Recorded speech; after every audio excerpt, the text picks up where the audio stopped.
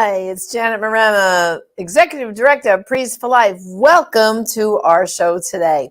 Well, I hope you like that. How much is that doggy in the window? You know, I remember that song first sung when I was a little girl by Patti Page. So I found this other version because of copyright. I couldn't have played the Patti Page version, but if you want to see it, just Google it on YouTube and you'll see it. I remember that song when I was a little girl, and I wanted a puppy so bad. I really wanted a puppy. Eventually, I remember my parents telling me for my 13th birthday, I got my first dog, and he was a beagle named Jamie. But I just thought talking about puppies and dogs, and before the end of the show, I'm going to introduce you to my newest puppy. You're going to get to meet him on camera and some of my other dogs. But first, I thought it would be fun to also introduce you to a beautiful children's book written by, of course, our Anthony DeStefano, who is part of our administrative team here at Prees for Life. And this book is called The Puppy That Nobody Wanted. Can you imagine a puppy that nobody wanted? I mean, I think you just look at puppies and you fall in love.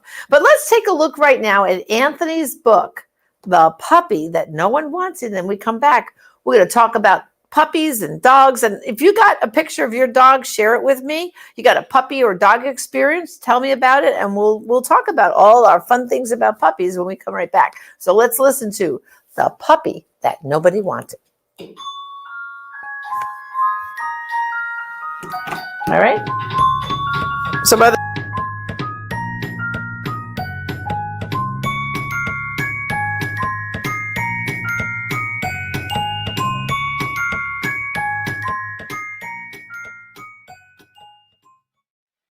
Hi kids, I'm Anthony DeStefano, and this is my friend, Gianni.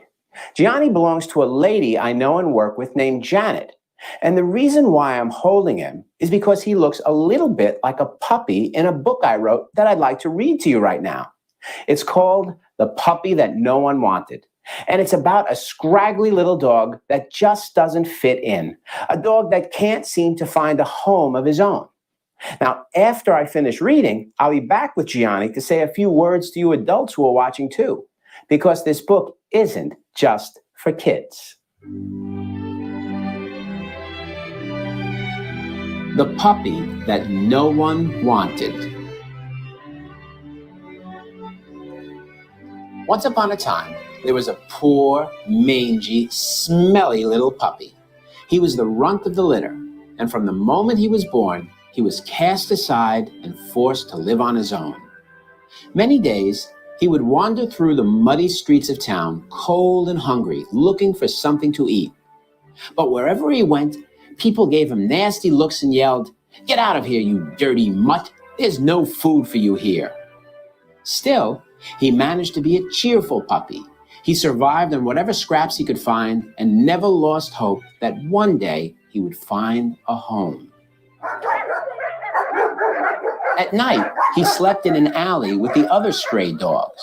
Some of them were old and sick, and in the winter they all huddled together for warmth. Often, the puppy would try to lift their spirits by making them laugh. When he fell asleep, the puppy always had the same dream. He dreamed about running through a beautiful open field of flowers under a warm, sunlit sky. And of course, he dreamed about food, lots of food. When he woke up, he was always starving. The other dogs would be hungry too, but they were too weak to go looking for food, so the puppy would have to go off alone. One day, after searching for hours and being chased away by many people, his nose caught a whiff of something delicious. It was coming from the home of the town butcher. It smelled heavenly, and the puppy just had to find out what it was. So he sneaked into the house and saw the butcher sitting at his kitchen table having lunch. The puppy's mouth watered as he watched the man eating a juicy steak.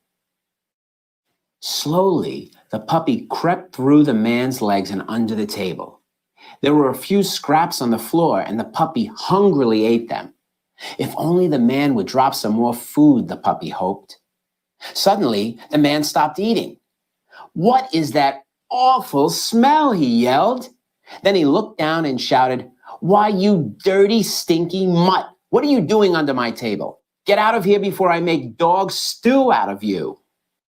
The butcher tried to kick the puppy, but he managed to escape through the window. He ran as fast as he could down the street, but the butcher threw the steak bone at him, barely missing his head. Just then, the puppy had an idea.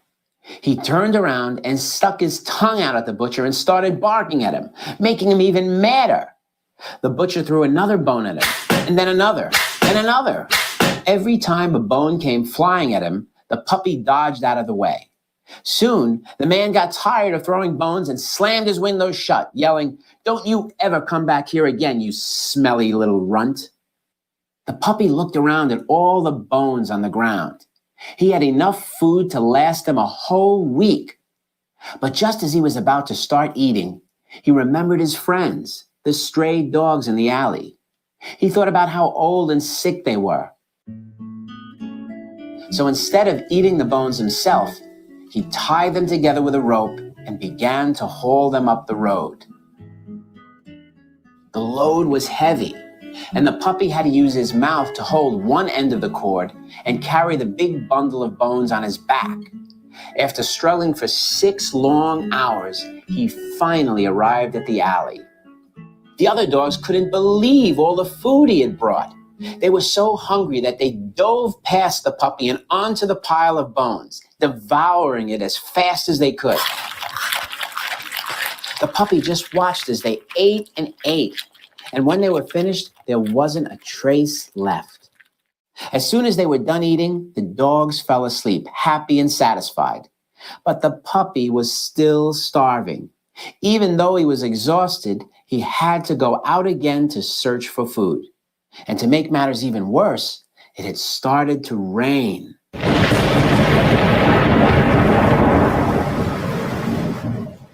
Walking through the streets of the town in the pouring rain, the puppy was sad and wet and cold. Everything was so muddy. There wasn't a crumb of food to be found anywhere. Just then, at the end of the road, the puppy saw some light coming from the window of a small house. He climbed up and peered inside. What he saw made his heart beat faster. For inside was a family seated around a table. There was a man, his wife, and a little boy, and they were having dinner. The puppy watched as they said a prayer and began eating. The house seemed so toasty warm. Looking closer, he saw that a piece of hot, crusty bread had fallen onto the floor next to the boy's feet. Taking a chance, the puppy jumped to the ground and sneaked into the house. When no one was looking, the puppy darted across the floor. Trying not to make a sound, he quickly ate the bread. Then he waited to see if any more crumbs would fall. But before he had a chance to eat anything else, the man above him said, "What is that awful smell?" Now I'm in trouble, the puppy thought. When he looked up, he saw the little boy staring at him. "It's a puppy who's trying to eat scraps from the table," the boy said. Then, lifting him up, he asked, "What's the matter, little dog? Haven't you eaten anything today?" The puppy wanted to tell the boy how hungry he was because he had given all his food away. But since he couldn't talk, he just yelped. The boy looked at him strangely and smiled, as though he somehow understood.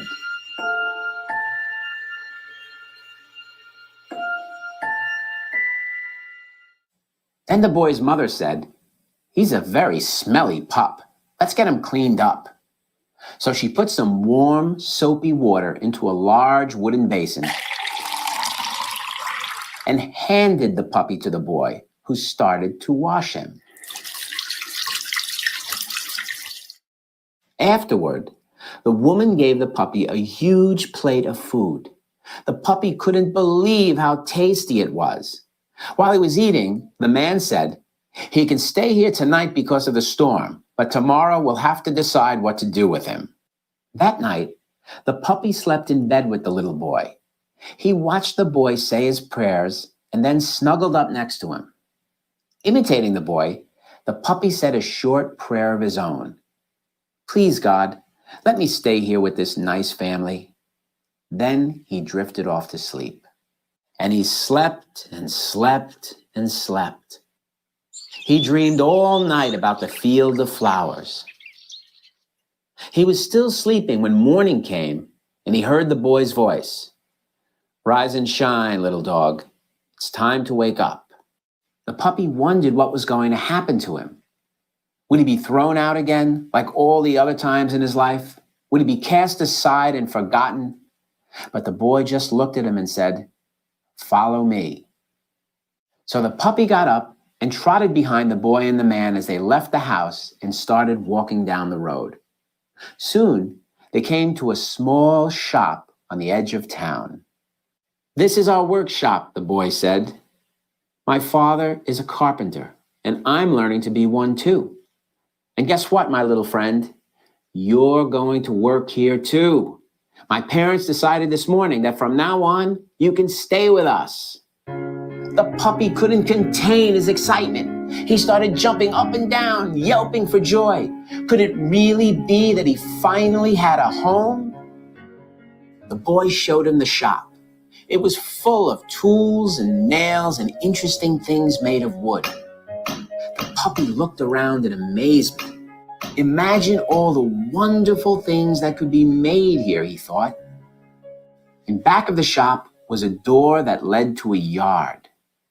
When the puppy went through, his eyes opened wide, for behind the shop was a huge open field of flowers. He sat there for a long time looking at the flowers and the rolling hills and the sparrows flying high above in the sunshine. The boy patted his head softly. "It's a field of lilies," he said. "Isn't it the most beautiful thing you've ever seen?" The puppy just nodded and licked the boy's hand. And from that moment on, the puppy lived with the family and was happy. The man and the boy even built a cozy row of little dog houses besides the field of flowers for all the dogs in the alley, so they would never be cold again. And forever after, the puppy belonged to the little boy. And he was the best, most faithful servant that any boy or girl could ever have. Did you like that? I know Gianni did. He's been listening the whole time quietly like a good puppy. You know, kids, the meaning of this story is very simple. Just like the puppy that no one wanted, sometimes we can feel lonely and left out, and even unloved. When that happens, you have to remember that God always loves you, no matter what. And he always wants to welcome you into his life with open arms. And that's true for us adults too. At one time or another, all of us have felt isolated and abandoned. Hey, it's easy to feel like a scraggly, smelly puppy that nobody wants. It's easy to feel like an outcast in life.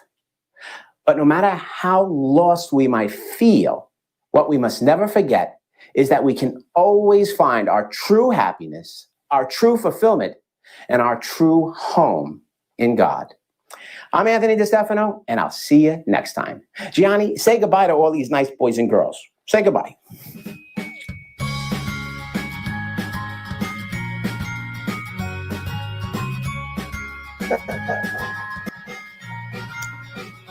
I hope you enjoyed that. Welcome back. And here for you is Gianni. That's right. Gianni is my Shih Tzu. Gianni is 9 years old. And Gianni wants to tell you, if you'd like to get your own copy of The Puppy That Nobody Wanted, you can do that by simply going to our online store, prolifeproducts.org. We would love to get you a copy of The Puppy That Nobody Wanted, written by Anthony DeStefano. It's a great book, as you just saw. And Gianni, of course, gives it a paw of approval. So here's the story about Gianni. Gianni, I got 9 years ago.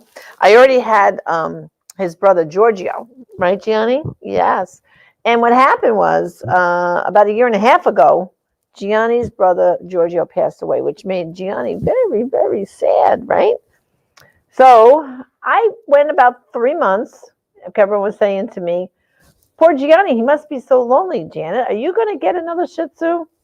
I was like, oh, I don't know. So I started looking on the internet, and before long, I found a breeder right here in Florida, and I kind of looked, around, and suddenly there was a picture of a puppy that was available.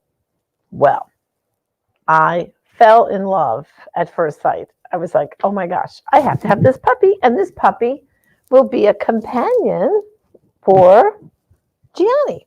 Okay, so in a minute now, I'm going to have someone come over. I'm going to put Gianni down. Okay, enough is the star of the show here, Gianni. We're going to put you down here. I have to actually put him in his case. Otherwise, he might chew on the wires. And next out is going to be my newest addition to the family here is Lorenzo. And here's the dog that I saw on the internet. And actually, Lorenzo's parents are champion Shih Tzu show dogs. That's what they are. Champion Shih Tzu show dogs, right, Lorenzo? Give mommy kisses, yes. So, okay, so the plan seemed to work, but there was a problem. Look, see how wiggly Lorenzo is? Yes. So the problem I had was now I had a 9-year-old dog and this Pepper here of Lorenzo. As you see, he's going to just squirm around. So he doesn't sit like Gianni does. Okay, now maybe he will. Come on. You got to be a good boy. You have to be a good boy. So poor Gianni was like, can you get this little kid out of here, Mom? So I called the breeder where I got Lorenzo. And I said, by any chance, his mommy's Cleo, is she due to have another litter soon? And the breeder said, Janet, your timing is perfect because she just gave birth to 3 puppies, 2 boys and a girl. So Lorenzo, what did happen? What did mommy do? What did mommy do? She said, I'm going to take one of the little boys for Lorenzo, right? For Lorenzo. Yes. And actually the puppies were born the day before my birthday. They were born October 17th. And of course, my birthday is October 18th. And I just picked up the puppy last night, right, Lorenzo? Lorenzo is still getting used to having a little brother. And it's kind of funny to watch because now the puppy is kind of getting Lorenzo to play. And Lorenzo's like running around going, oh, this kid is, he wants to play with me. Meanwhile, Gianni is clapping his paws because now Gianni can lay in his bed and neither Lorenzo nor the puppy bothered Gianni. So he is extremely happy. So in a minute, I'm going to put down Lorenzo. I'm going to put Lorenzo down. Okay, you're going to go back in your case, and I'm going to bring out now the new addition to the Marana family. Go ahead, Lorenzo, in your case. Come on. And there you go. Okay, there he goes. And now, lo and behold, I'm going to bring it up here, and we're going to see the brand new puppy. And his name is Alfredo. So we have 3 Italian dogs. We have Gianni, and we have Lorenzo, and here we have our brand new baby. And look at his little tail wagging. This is Alfredo, right, Alfredo? And so far, he slept. How many of you had puppies? You know what it's like, right? Sometimes they cry through the night, right? When you first get a new dog. Well, he did really good last night. I put him in the crate next to my bed, and he didn't whimper at all. He was very good, and he slept through the night. And then this morning when he got up, he peed where he was supposed to on his little pad in his playpen. And I brought him here to Priest for Life to work. So all 3 of the dogs are here today. Sometimes I do bring them to work, and sometimes they stay home. But with Alfredo being such a baby, I think I'll bring the dogs all to work so that they can have fun. Right, Alfredo? What do you think? Yeah, enjoying all this? So I'd like to hear from you. How many of you have puppies? You have dogs? I mean, I just love them. And people thought I was crazy for getting a 3rd Shih Tzu. And I said, well, you know what? The dogs are company for each other besides me. What I also like about the Shih Tzu breed is, here's a good point. Guess what? They don't shed. The Shih Tzu's hair is kind of like people's hair. And so therefore, see, there's no shedding. And also, for people who are allergic to dogs, they're a great breed. Because their dander is not the kind of dander that makes people who are allergic to dogs have problems. Oh, here, this is Melanie. She says, I'm a Frenchie, understanding completely. No need language when you speak from your heart. That's right. And doggies really help you speak from your heart, don't they? They're also very consoling. I heard that that actually dog sales were up all during the pandemic because people were stuck at home and couldn't get out. And what better way to have companionship than to have a new puppy? Because you're stuck at home anyway to train, right? Right. Look how nice he snuggles. And Alfredo, right? Alfredo? Yeah. But to go back to the Shih Tzu breed for a minute, so for people who are allergic to dogs, they're great. And then the other thing is, see how their disposition is very calm and peaceful. They're also not yappy dogs. Sometimes some small dogs go yap, yap, yap, yap, yap. No, Shih Tzus have a nice bark. You hear it, but it's not too loud. Like it's a nice little woof woof. So they're really pleasant dogs. I've actually had Shih Tzus for a very long time. I got my first Shih Tzu, oh my gosh, must be almost 20 years ago. Oh no, let's see, was it less than that? Yeah, it was more than 20 years ago. I got my first Shih Tzu, and I really love them. Okay, so Irma says, I have 3. My youngest is 2 years old. My oldest is 12 years old. We had the same problem where the older said the same thing. Get this kid out of here. That's right, Irma. That's right. So I think now, Alfredo is going to be the secret recipe here because Lorenzo will run around, as you saw how much bundle of energy he is, and Alfredo will be able to meet his match there with that energy, And also, too, Lorenzo had a sister as part of the litter. Well, the breeder kept Madison because to groom her and train her to be a show dog. She's already won some awards. So Lorenzo's and also now this guy here, Alfredo, their parents are champion show dogs in the Shih Tzu category. And so far, Madison is making her mark or her paw to be a champion show dog too. And we have another comment. Heidi says, I just don't like all the long fur. Oh, well, see, that's the thing. I don't know if you noticed Gianni's and Lorenzo. I keep what they call it like a puppy cut. With Shih Tzus, you can keep their hair short. And in fact, you shouldn't keep it long unless you're really going to be dedicated to brushing them multiple times a day. Really, Shih Tzus belong with long hair if they're going to be shown as show dogs. But if not, short hair is the best. And right now, Alfredo looks a little puffy only because he's a puppy. And he hasn't gotten what they call his first puppy cut, right? Your first puppy cut. But his first puppy cut will be in another 2 weeks. That he'll be old enough to have his first puppy cut. And then the groomer will start to get his hair ready to be, on the short side. So he's not going to have that long, long hair like you see Shih Tzus with. Again, those are the show dogs. All right, we have Bobby says, I've always had multiple dogs. Currently, 2 Jack Russells and Chihuahua mixes and a 13-month litter mates, Jake and Maggie. Oh, that's sweet. Yeah, litter mates are kind of cute, right? Aren't they? Well, although Alfredo and Lorenzo aren't litter mates, but they are true brothers. They come from the same parents, and he was the second litter, and Lorenzo was the first. What's the matter? You want to say hi to everybody? Here, let's put you up on camera. Here, look, smile. Smile, Alfredo. There he goes. There he is. So, what do you think of the name Alfredo? Do you notice all 3 of my dogs have real names? Like Gianni, Lorenzo, and Alfredo. Little Italian names, real little names for my 3 little boys. Well, I just want to remind you, let's see, do Shih Tzus get along with cats? Well, you know what? I think the answer is probably more yes than no, because one of the girls on staff here, she actually has a dog. He's half Shih Tzu and half Chihuahua, and she's actually a real cat lover, but she also fell in love with this puppy. And basically, his name is Loki, and he has, let's see now, 2 cats, I think, in the house, and he does fine with them. At first, they do that little, where they check each other out, and they kind of look, this and that.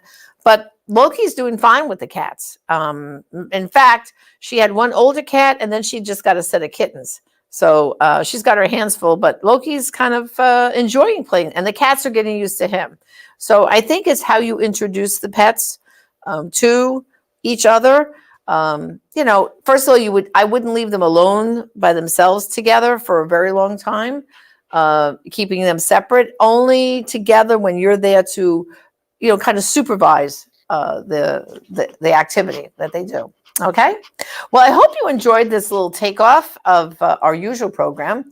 I just thought, something to cheer us up. Puppies always make us feel good. And Alfredo wanted you to meet him, see how he's doing.